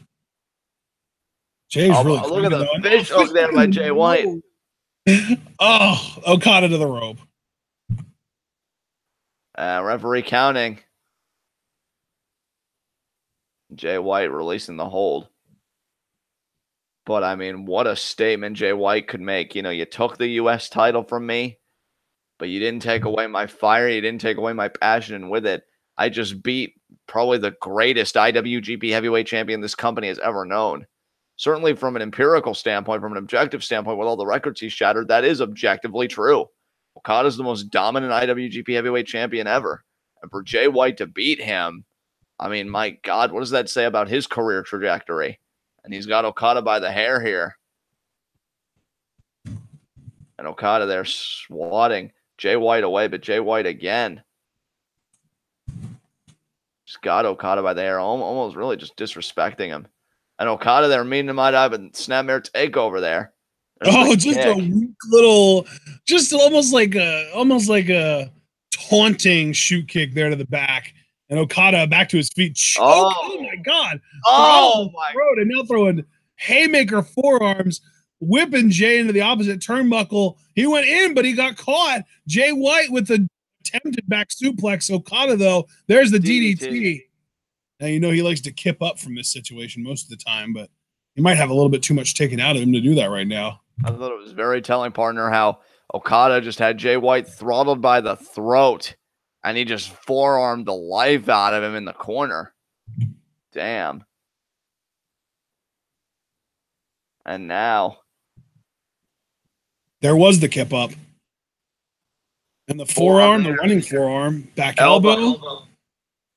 Now he's going to send Jay into the rope. No, Jay reverses Okada off the ropes, ducks the lariat. Okada back elbow. Sliding back elbow there. Nicely done using that momentum. Really take Jay White down. Now he's remembering, oh, this is what it feels like to be in control. Absolutely. And now what's he going to do with it? Irish whip to the opposite corner. Okada got back elbowed there, though. White back on offense. Flapjack from Okada. Now Okada going for the pin. 1, 2, and White kicks out emphatically. He didn't really seem to commit on that leg hook, did the former champion. You got to wonder if that was a mistake. Oh, what is he? I think he's going to go for elbow drop here while Jay is on his stomach. But Jay recovering too fast. Okada might have to go for a drop kick here. Or a cross What a cross body. 1, 2, and White kicks out again. Man. And Okada now measuring Jay White. Is he always thinking that neck breaker? Yeah, the reverse neck breaker, but White fights out of it. Okada swinging a miss. White goes behind, waist lock, back elbows from Okada. And he didn't connect on the third. Saito by Jay White. Saito suplex, dropped Okada on his upper back and neck area. That looked extremely painful. Absolutely. And you see Jay White there trying to get the feeling back in really everywhere. You saw him shaking the leg out and everything, trying to get back in this match. And now what are we going to see here from Jay White? Oh, again, this time with kind of a bridge. And now look at the twisting of the hips. That front face lock, single arm underhook suplexes, going for a trifecta. 3 amigos with him. And third, no. Block that one and swing and a miss. White going back into the suplex mode, but this time almost like a neck breaker out of it. Hooks the leg. But only a 2 count. Jay White has to maintain his composure. He's doing great in the ring there. You could see him growing and growing and just getting better with every match, but he's just got to maintain his focus. And now thinking Blade Runner. Okada, Cobra Clutch. We've seen him win matches with this. Brilliant counter there by the former champion. And now he's got Jay White in a compromising position here. God, how weird does it feel to say former champion when referencing Okada of all people? I still haven't gotten used to it, to be quite honest, but we got plenty of tournament time to do so. Well, Jay it doesn't down to 1 knee. Do a great job of calling it because I didn't even realize that you were still struggling to adapt. You're that smooth about it. Yeah, I mean, you have to be, partner, because now for Okada, the G1 isn't a chance, to control his Wrestle Kingdom destiny. It's just a chance to get back to the world title. And now Jay White with almost like a grounded Cobra clutch. Yeah, Jay White with the Cobra clutch answer. Look at this. Now Okada, as he's often been finding himself these days, on the defensive. And now, oh, look at Okada here. He's trying to get to the ropes. Trying to get to the ropes. This is like a really weak, not very tight Cobra clutch. He's kind of giving Okada a lot of room to work with here. I mean, Okada, just the idea that he's able to move his body the way that he has. But Jay White, though, still very committed to the hold. Okada does look like he's fading a little bit, but I think there's still a lot of life behind those eyes yet. Then you see he gets closer to the ropes. Can he get there? He does. The reach of those limbs, and you see Jay White isn't going to make the clean break. And you see him talking trash there, trying to add the psychological element to it. And I'll tell you, Jay White can taste it. He can taste that victory over Okada. White now on his feet. Almost just stalking Okada right there. And now grabbing Okada by the hair again. White loves using the hair. Could it be one of those sleeper plexes we saw against Juice, that half and half? Yeah, it looked like it, but Okada back elbow is trying to fight out of it. Oh, but this is going to be it, Jay. No, Okada with another back elbow gets out of it. Jay, what? Oh, no, Okada wants the reverse neck breaker, and he got it. Nicely done there to switchblade there, Jay White. And now Okada trying to recover. I think he's talking to Geto a little bit. Geto looking a bit concerned. You have to wonder what Geto's mindset is about all this. You know, his protege, his pupil, you know, no longer the world champion, but he wants to get back there. You know, we talked about Okada being the performer that he wants to be. You got to wonder if Geto's a bit concerned by some of the changes that Okada has undergone. Oh, it's going to be a shotgun drop kick, maybe? Yep, there it is. Oh, my God, that head. Yeah, White's head hit the bottom of the turnbuckle pad. That was definitely an unfortunate kind of position for Jay White to be in. And now Okada thinking scoop slam up for the elbow drop. We've seen him do this plenty of times. I love Okada's elbow drop. I think it's one of my favorite elbow drops going. Notice something though, John. Notice that Jay isn't nearly as far away. I feel like Okada set him down a little bit closer to the turnbuckle than usual. I feel like Okada might have just been a little less confident about his leaping ability. And there's the Rainmaker pose. A little bit less confident about his own leaping ability than he was when he was champion. So maybe there are, you know, some longer lasting effects. Oh, and there's a beautiful flatliner by White. And then a German 2 and Okada barely kicking out before the 3. But I think that was another example too. Okada might be really feeling some long lasting subconscious effects on having lost that title. Really, it might have affected not just the whole like remembering how to win thing, but really it might have shook his confidence. Well, I mean, when you're on top for so long that the belt almost became secondary, you know, the belt became pretty much just another. Exactly, like a part of his entrance attire. Hell, not just a part of his entrance attire, just a part of his identity. It assimilated with his whole life. Like, yeah. I am the IWGP Heavyweight Champion. That's just my life. But you never really expect that part of your life when you're as dominant as Okada's been to change. I see Jay White there trying to get in a chop exchange here with Okada. Okada, though, looking... Oh, he's looking like he's about to get into that second gear, potentially. Oh, he's meeting Jay White face-to-face. Uppercut there. Another uppercut to Jay White. And a third. And now Jay White. Oh, look at this counter. Back to the, and again, back to the hair. Really going out of his way to grab Okada's hair to maintain control of just about anything at this point. And Okada kicking out there. And now Jay White. And you made a great point regarding Okada. You know, maybe it really is a matter of him not really knowing what to do with himself without the championship anymore. Because we've got to remember, guys, over the course of the last 1,104 days, Kazuchika Okada has been IWGP World Heavyweight Champion for 1,000 of those days, to the number exactly. Exactly. So that's like... Oh, what a strike by Jay. Wow. Oh, wait a minute here. Look at this. Saito Okada outside of the ring. Are you kidding me? And he does. Look at Jay White here. Wow, Okada is in a bad spot right now. And Jay White's loving it. I mean, the ref just looking at Okada even with his arms out. Like, Geto with his arms out. Nobody expected to see this of Okada. I mean, that camera shot of him just, like, crumbled on the floor. Look at this replay. What a suplex. And there you see the back. Just made contact with the apron towards the end there. Now the referee instructing Jay White get it back in the ring.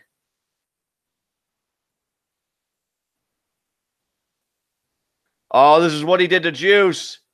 Again, that's it this time into the guardrail. Doesn't have to worry about hurting an announcer in the process.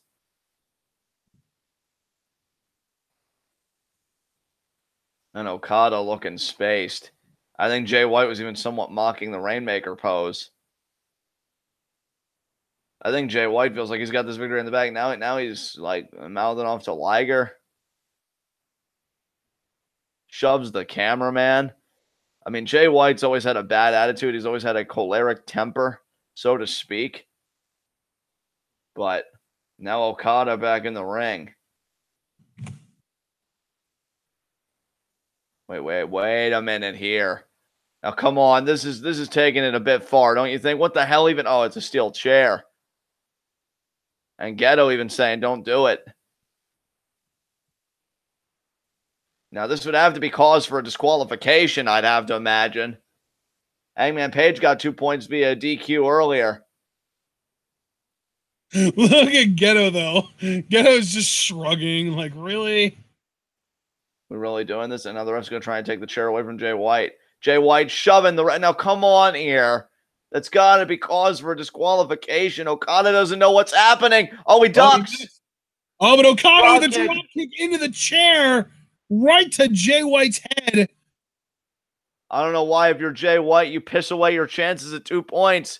Oh, another drop kick there from Okada. Oh, and now Okada thinking Tombstone. He's going to get it off, too. He's going to get all this off. There it is. The Tombstone. I think that's it. I think he's going to get the fucking Rainmaker, and that's going to be 2 points for Okada here. Jay White shitting the bed when he was so close. Rainmaker. Oh, the ref got taken out, though. That wasn't even really anyone's fault. That was just an accident. And Geto urging the referee saying, please get up. That was 3 for Okada. Oh, my God. You know Geto's angry about that. Okada's woes continue. Look at this again, folks. Jay White's arm flinging out. I almost have to wonder if that was intentional there by Jay White, but I can't imagine any consciousness he'd have to do that.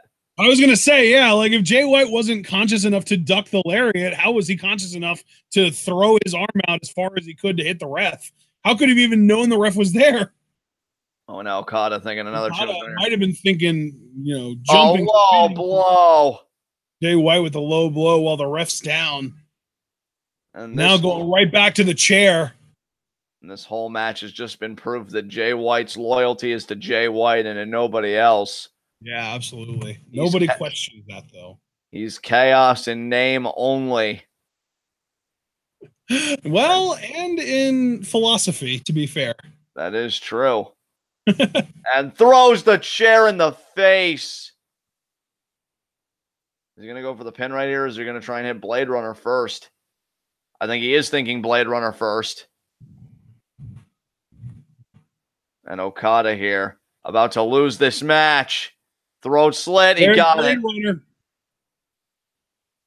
Into the pin. Referee barely recovering. 1, 2, 3. Jay White wins. Jay White beats Okada. By hook or by crook, John? Yeah, like we've always said, doesn't matter. A win is a win is a win. And Jay White, in his G1 debut, has just defeated the greatest IWGP Heavyweight Champion in New Japan history. I mean, what a win. What a win for your portfolio, so speaking. Now takes Okada's ice pack. He's taken both ice packs. This man is such a dickweed that he won't even allow Okada an ice pack. That is high key amazing. Now Jay White. I'll tell you, I think Jay White needed this win just to show everybody that I'm above the U.S. Championship. Me losing it doesn't mean I've lost myself, and I can't say the same about Okada with the world title. And Jay White, immensely proud of his victory. And hell, not many men can say they've beaten Okada, so this is huge for Jay White. Partner, your thoughts? Yeah, this is huge for Jay White. Not many men be able to say they beat Okada. The only unfortunate thing for White, though, is that Okada isn't champion anymore. So that win is only really going to be valuable if Okada wins G1, or obviously if it leads to Jay White winning the G1. So if either one of these men win G1 Climax, Jay White wins, because either he's going to win the whole tournament, and obviously that would translate to a Wrestle Kingdom title match, or if Okada wins the tournament, Jay White gets a shot at that briefcase. That's right. So we'll have to wait and see what the end result will be. We are a long ways away from that, though, folks. We sure are. And in the meantime, I can record in my table that Jay White has beaten Okada for 2 points. Meanwhile, Okada has 0 points to start. Yep. Wow. And that was literally my only win of day one. Oh, and now Jay White on the mic.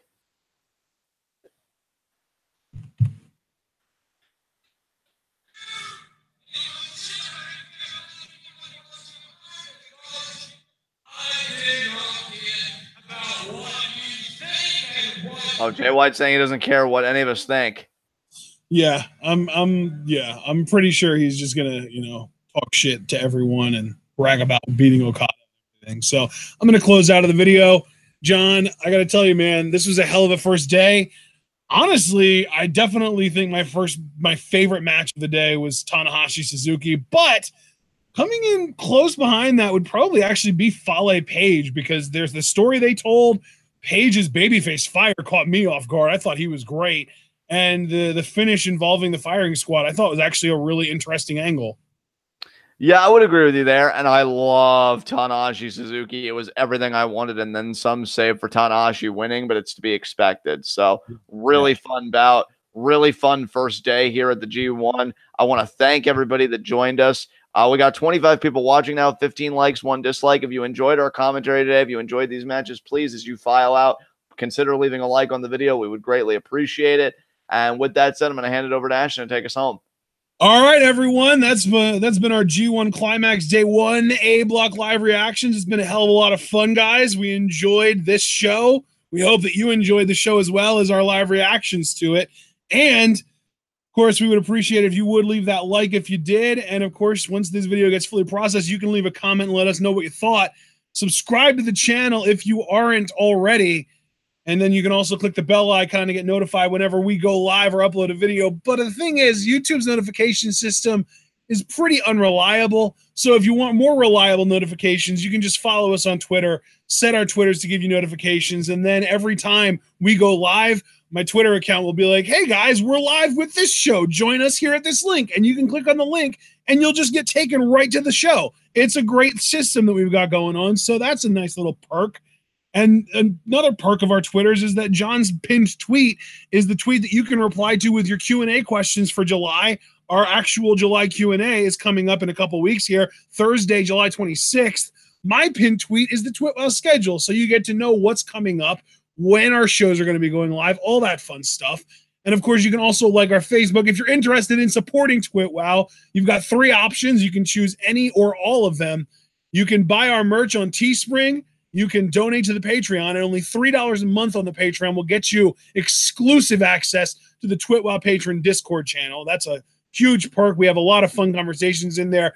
That's really the easiest way for you guys to get our thoughts on Raw and SmackDown, because we don't really talk about those shows anymore unless it comes to preview prediction time, which we did yesterday. And of course, those $3 a month, or however much you decide to donate to the Patreon, will accumulate over time and allow you to request live reactions to wrestling shows of your choosing, as well as being put together in a community pot, allowing us to live react to progress every week of every month.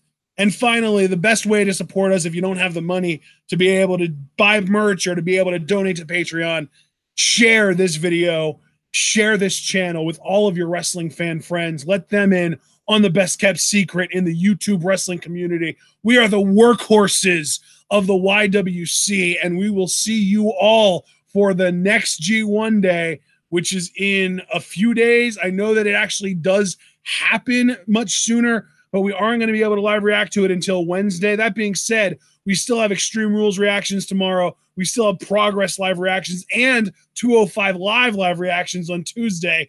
And then, of course, Wednesday is a quadruple decker because we've got G1 Day 2 B block matches. We've got Lucha Underground live reactions, Lucha review, NXT review. Wednesdays are going to be stacked for the months of July and August this summer. It's going to be amazing. And we will see you all at whatever show you decide to show up to next. But whatever that happens to be, all we ask is that you remember to stay tuned.